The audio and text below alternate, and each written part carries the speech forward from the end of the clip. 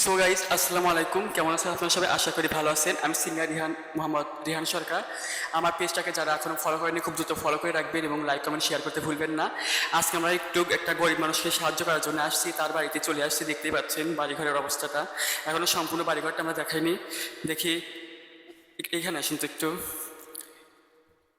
অনেক দিন ধরে আমরা গরিব মানুষদেরকে খুঁজতেছি কিন্তু পাচ্ছি না। আজকে হঠাৎ করে দুপুরের পরে আমরা একটা খোঁজ পেয়েছিলাম, তার জন্য চলে আসছি কিন্তু আমরা এই ভিডিওটা নেওয়ার জন্য।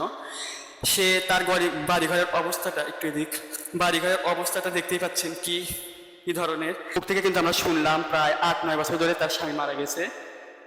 তার জন্য আমরা কি করতে পারি দেখি। এবং দেখেন এখন কিন্তু শীতকাল চলতেছে, শীতের দিন। দেখেন কিভাবে তারা শীতকালীন জীবনে কি কষ্ট করে। এখানে কিন্তু একটা লেপ কাঁথার কোনো এই নেই, শুধু দুইটা কম্বল রয়েছে। কম্বলে কি কোনো সময় শীত যায়? কখনো কিন্তু কম্বলে শীত যায় না। সেক্ষেত্রে আপনারা সুন্দর করে ফোকাস করেন, দেখতে থাকেন।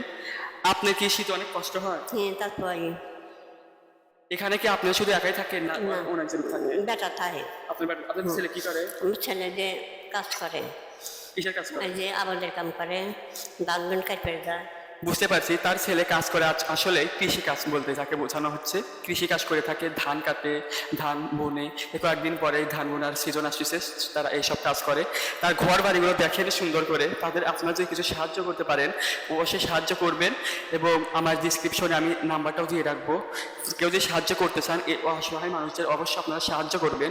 এবং আমরা আমাদের আপ্রাণ চেষ্টা করব আমি তাকে কিছু সাহায্য করা। এবং দেখেন ঘর বাড়ি না থাকায় কিন্তু ঘরের মধ্যে সে জামা কাপড়টা রেখে দিয়েছে। এবং সেখানে আমি যেখান থেকে উঠে আসলাম সে কিন্তু একটা ছোট্ট একটা ঘরের মধ্যে সে বসবাস করে। তার যে একটা ফ্যান, এটা মনে হচ্ছে আমার শীতকালে যে গরমকালে বেশি বাতাস লাগে না আমার মনে হচ্ছে। দেখি তার জন্য আমরা কি করতে পারি, আপনি কিছু বলেন তো। এই করছে, কী করবো? আপনার ইচ্ছা, আপনার কি কি সুবিধা অনুযায়ী সেটা কিছু বলেন। আমার একটু সুবিধা হলো, আমার কিছু লাগবো, টাকা পয়সা যাইব, সাহায্য করা লাগবো, কিছু দেওয়া আপনি কি লাগবো। জোরে বলেন, শোনা যাবে। আমার তো কিছু দেওয়া লাগবো, আমি সাহায্য করা লাগবে। আমি গরিব মানুষ, আমার বেটা বেটি কাজ করে আমার স্বামী মেটে গেছে। তো আমার জন্যে আপনারা যদি কিছু সাহায্য করেন তাহলে আমি ভালো হবে। শোনা আমার কিছু দেওয়া লাগবে। ঘর বাড়ি কিছু নেই, দেখতেছেন তো আপনারা। আমি শীতেও কষ্ট খাই, সকলটাই কষ্ট খাই। শুনে তার মুখে থেকে আমরা শুনলাম দেখেন কি কষ্টটা। সেক্ষেত্রে আপনারা যদি কিছু সাহায্য করতে পারেন অবশ্যই সাহায্য করবেন। এবং আমাদের চ্যানেলটাকে যারা সাবস্ক্রাইব করেননি অথবা ফলো দেননি অবশ্যই খুব দ্রুত ফলো দিয়ে রাখবেন। এবং লাইক কমেন্ট শেয়ার করতে ভুলবেন না। এবং আমাদের পাশে সবসময় থাকবেন। আপনারা আমার পাশে থাকলে আমিও ইনশাল্লাহ আপনাদের পাশে থাকবো। এবং এনগেজমেন্টটা অবশ্যই বেড়ে যাবে সবার সাথেই।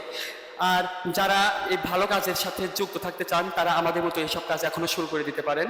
অবশ্যই শুরু করলে ইনশাল্লাহ ভালো হবে আমার মনে হয়। সেক্ষেত্রে আজকের থেকে কিন্তু আমরা নতুন একটি উদ্যোগ নিয়েছি যে আমরা গরিব মানুষদেরকে সহায়তা করব। এবং আপনাদের কিছু এনগেজমেন্টের টাকা আসবে, তারপরে কিন্তু তাদেরকে আমরা সাহায্য করতে পারবো। আমরা আপনাদেরকে সম্পূর্ণ বাড়িঘরটা দেখিয়ে দিলাম যে এটুক এরিয়ার মধ্যে সে বসবাস করে। প্রায় 8-9 বছর যাবৎ তার স্বামী মারা গেছে, সে এখন এখানে বসবাস করে একাই। এবং তার একটা ছেলে আছে, ছেলেটা কৃষি কাজ করে থাকে। তার ছেলে এখন বর্তমানে এখানে নেই, তাছাড়া তাকেও একটু ভিডিওতে দেখাইতে পারতাম। সবাই আর কিছু বলতে চাই না বা বাড়াতে চাই না। আপনারা সবাই সুস্থ থাকবেন, ভালো থাকবেন। এবং আমাদের পেজটাকে যারা ফলো দেননি খুব দ্রুত ফলো দিয়ে রাখবেন। আল্লাহ হাফেজ।